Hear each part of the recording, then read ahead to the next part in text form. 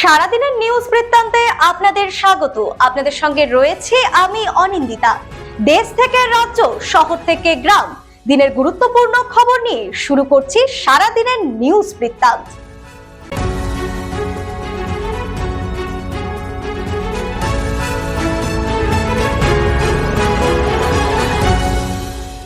সারাদিনের নিউজ বৃত্তান্ত নিবেদন করছেন জুয়েলার্স, সোনা যা সর্বক্ষণের।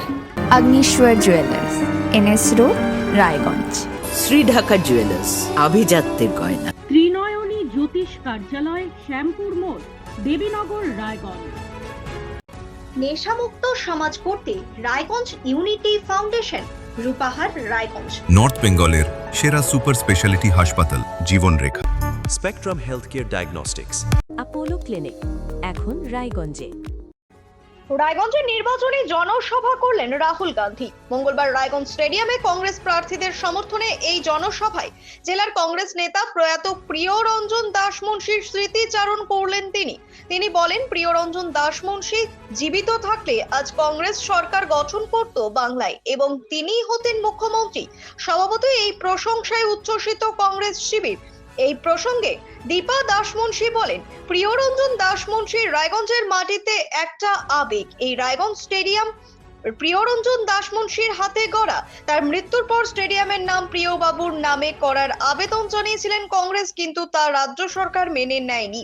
বহু নেতা কংগ্রেস থেকে জিতে অন্য দলে গেলেও কংগ্রেস টিকে আছে উত্তরবঙ্গের মাটিতে। নির্বাচনের প্রাক্কালে রায়গঞ্জে পোস্টাল ব্যালট ঘিরে তৈরি হলো চরম বিশৃঙ্খলা। মঙ্গলবার দুপুরে রায়গঞ্জের কর্ণজোড়া হাই স্কুলে ভোটের ডিউটিতে নিযুক্ত সরকারি কর্মীদের আগাম ভোটদানের প্রক্রিয়া চলছিল।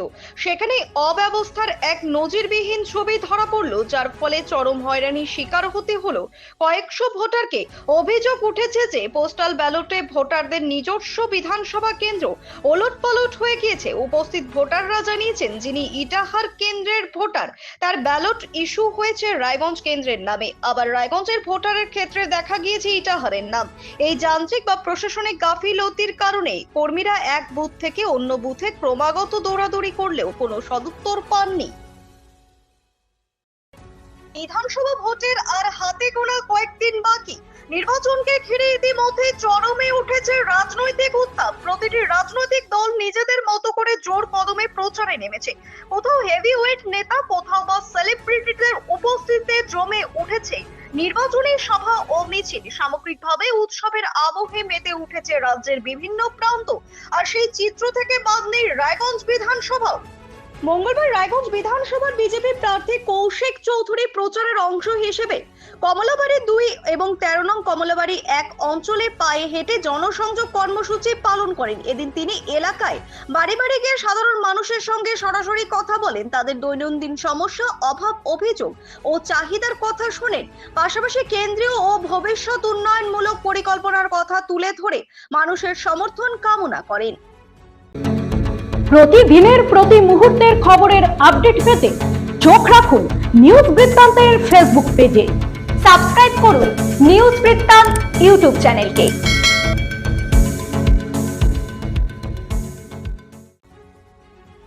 প্রয়াত ডক্টর বি.আর. আম্বেদকরের 136তম জন্ম জয়ন্তী পালন করলো ইংরেজবাজার পুরসভা।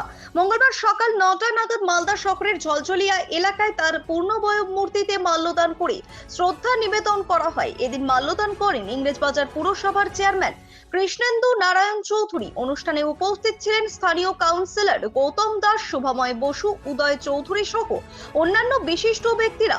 পাশাপাশি বিভিন্ন সামাজিক ও সাংস্কৃতিক সংগঠনের পক্ষ থেকেও ডক্টর বি.আর. আম্বেদকরের মূর্তিতে পুষ্পার্ঘ্য অর্পণ করে শ্রদ্ধা জানানো হয়। প্রতি বছরের মতো এবারও চৈত্র সংক্রান্তিতে চড়ক পুজোর উপলক্ষে মহা ধুমধামের ছবি নজরে এলো পুরাতন মালদা মুচিয়া গ্রাম পঞ্চায়েতের মোহনবাগান এলাকায়। মঙ্গলবার সকাল থেকে গাজন শিল্পীরা সংসেজে হাতে অস্ত্র নিয়ে বিভিন্ন নাচ করতে দেখা গিয়েছে মোহনবাগান মাঠে, যা দেখতে মাঠের চারপাশে অগণিত মানুষের ভিড় লক্ষ্য করা যায়। সকলের চোখে মুখেই চরম আনন্দ উচ্ছ্বাসের ছবি নজরে আসে, যাকে কেন্দ্র করে আনন্দে মুখরিত হয়ে ওঠে পুরাতন মালদার মোহনবাগান মাঠ। কমিটির তরফ থেকে জানানো হয়, প্রায় 43 বছর ধরে এই রীতি মেনেই এই অনুষ্ঠান হয়ে আসছে। বিভিন্ন দল এই মাঠে ভিন্ন ছদ্মবেশে নাচ করে এই নাচের মধ্য দিয়ে প্রথম, দ্বিতীয়, তৃতীয় সহ বিভিন্ন দলকে পুরস্কৃত করা হবে। চাঁচলের কলম বাগান মাঠে মঙ্গলবার নির্বাচনী সভা করলেন কংগ্রেস নেতা রাহুল গান্ধী। সভায় উপস্থিত ছিলেন জেলার কংগ্রেস প্রার্থীরা ও নেতৃত্বরা। বক্তব্যে তিনি বিজেপি ও আরএসএস এর সমালোচনা করে সংবিধান রক্ষার আহ্বান জানান এবং বি.আর. আম্বেদকরের আদর্শের কথা তুলে ধরেন। পাশাপাশি স্বাস্থ্য বীমা, বিনামূল্যে শিক্ষা ও মহিলাদের আর্থিক সহায়তার প্রতিশ্রুতি দেন। শিলিগুড়ির নির্বাচনী প্রচারের ব্যস্ততার মাঝেও সামাজিক সম্প্রীতির বার্তা দিলেন শিলিগুড়ি বিধানসভা কেন্দ্রের বিজেপি প্রার্থী শঙ্কর ঘোষ। মঙ্গলবার শিলিগুড়ির একটি গুরুদুয়ারায় জনসংযোগ কর্মসূচিতে অংশ নেন তিনি। গুরুদুয়ারায় উপস্থিত হয়ে তিনি প্রথমে প্রার্থনা করেন এবং পরে সেখানে আগত ভক্তদের সঙ্গে সরাসরি কথা বলেন। সাধারণ মানুষের সঙ্গে মেলামেশা করে তাদের সমস্যার কথা শোনেন এবং সমাধানের আশ্বাস দেন।